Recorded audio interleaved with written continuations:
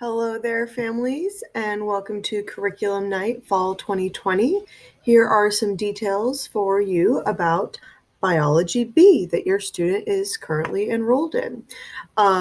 Sounds strange. Yes, we are starting with Biology B. I'll explain. I am Miss Nell Wythe, and I have been teaching at Ballard. This is my 10th year, and biology is one of my core subjects. I have it basically every year that we need a biology teacher. So this is the syllabus that I provided to your student, and it is also available in full on the Schoology page, but I'm pulling out some of the nuggets that would probably be of most interest to parents to go over this evening. So namely is how to contact me. This busy screen. We meet as a class within Microsoft Teams, and we have a chat there.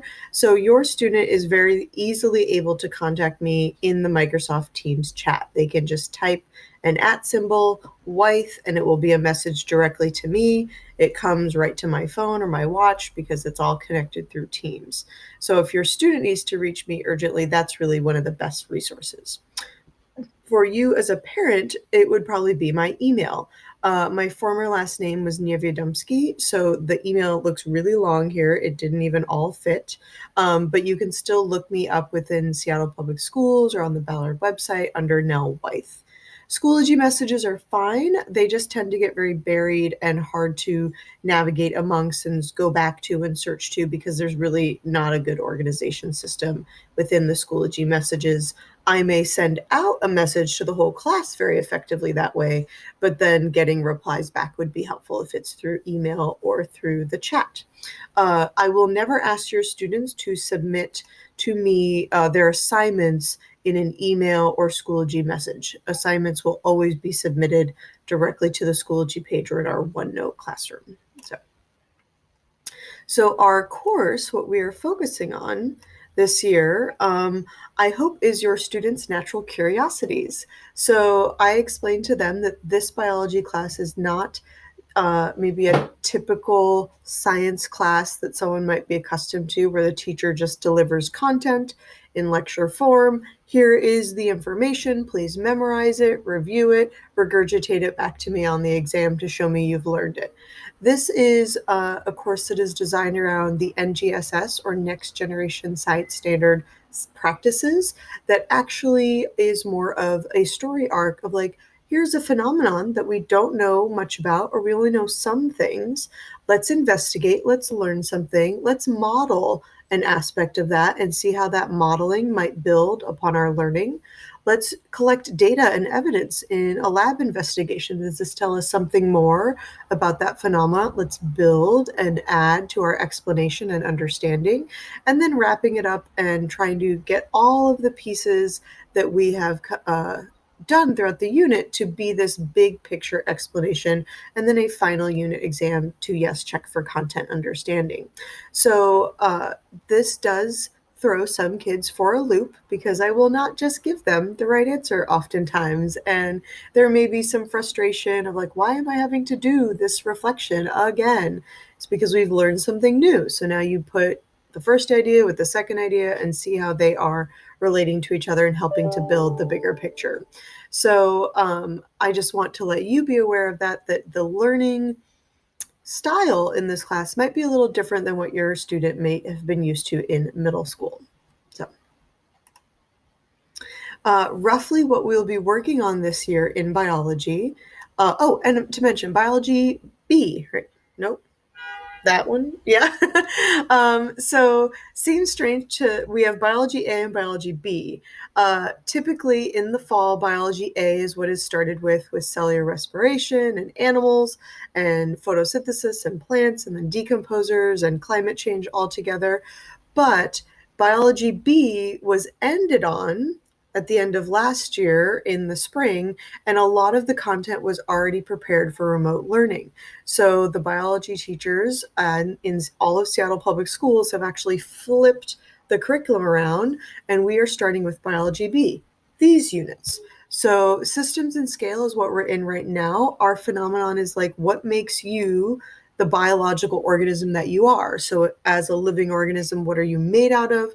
What are the pieces? What are the molecules and the atoms that make you up? And at what levels, right? Big picture levels for the whole organism, and even smaller and smaller into the cells and into the molecules themselves. And then our next unit, the next two are both genetics related. Development is more about like the cell cycle and creating new cells, going from DNA to proteins and how that happens, and how we build new cells to then build that organism. And then inheritance is the DNA coding for those traits and how those traits are inherited from parents to offspring, generation after generation, and how that DNA gave that information and how we pass on that information. Very popular unit, Unit 3. Evolution will be closer towards the winter, and population ecology will be wrapping that up too. We were looking at how changing ecosystems in the environment will affect the way the population evolves over time. And then also within that ecosystem, how are organisms interacting with each other, interacting with the ecosystem, and also both like human impacts at the planet as a whole and at the small ecology level, ecosystem level, excuse me. This is our current bell schedule that we are rolling with right now for the fall. And I teach biology classes my fourth, fifth, and sixth period. So it's very handy for me that I meet all of them on Tuesdays and Fridays. So your student has biology class in the morning on Tuesday and in the morning on Friday. Wednesday I reserve for like check-in time if people need to come in, kind of like an office hours. And same as the afternoons on the Tuesdays and the Fridays. So what that might look like for your student here is on a Tuesday morning for, say, fourth period, we have our morning call in Microsoft Teams where we get together synchronously, and either we are doing direct instruction or I'm giving an assignment that every student is working on, but I'm giving the directions in real time. Or we're working collaboratively and we get into breakout rooms and small groups, and maybe they're talking with each other about some collaborative work, either lab collecting evidence or brainstorming ideas on a topic, or working on maybe editing and sharing each other's ideas as we start to build and grow them throughout the unit. So that's what our mornings look like. Then later that afternoon, students can continue to work that Tuesday afternoon, or if they want, delayed into the evening or onto Wednesday, fine with me. Reality is reality right now, whenever you're able to work. But basically, the student is expected to complete another hour or so of work to follow up with the lesson from Tuesday morning. Same goes for Friday. We have about almost an hour meeting of class Friday morning, and there's expected to be another hour-ish or so of work completed that Friday to follow up and continue with the content that we covered. So overall, in a Monday through Friday week for your student, there should be about 4 hours, no more than 4 hours of work dedicated to biology class alone. So if the volume of work is far exceeding 4 hours, I will be asking for feedback soon, but same if it's far under exceeding and we have room to actually fit more content in. We're going to be checking in on this very soon, within kind of the first month of school, how things are going and how have we been like establishing these routines. Grading wise for the class, I'm find a good spot for my face right in the middle there. So there are no weighted categories for the course.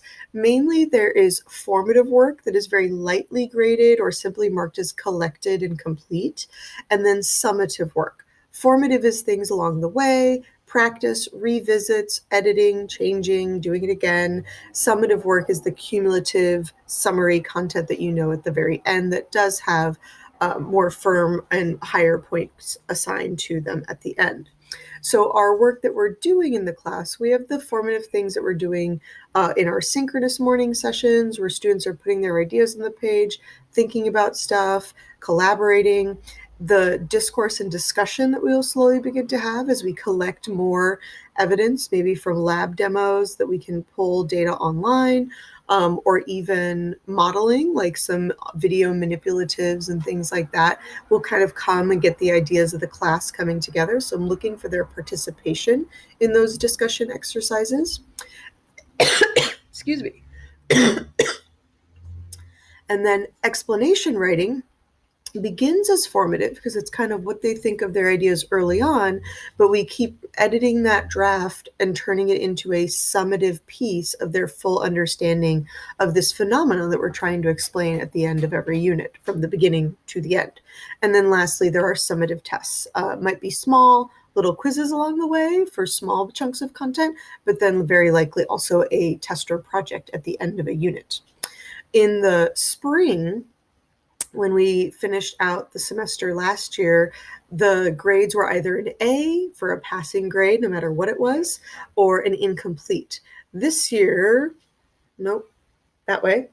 The grades are broken down into A's, B's, and C's by the grading scale that we currently had, except anything that was a C minus, D plus, or D all lumps in a larger bank as just C minus. So anything that is 60% to 70% will be a C minus grade. If your student does not earn 60%, they don't earn an E.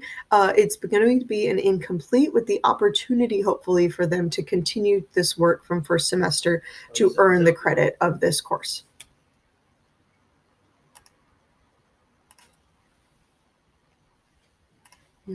Oh, nope, I missed one. There it is. And just a few odds and ends.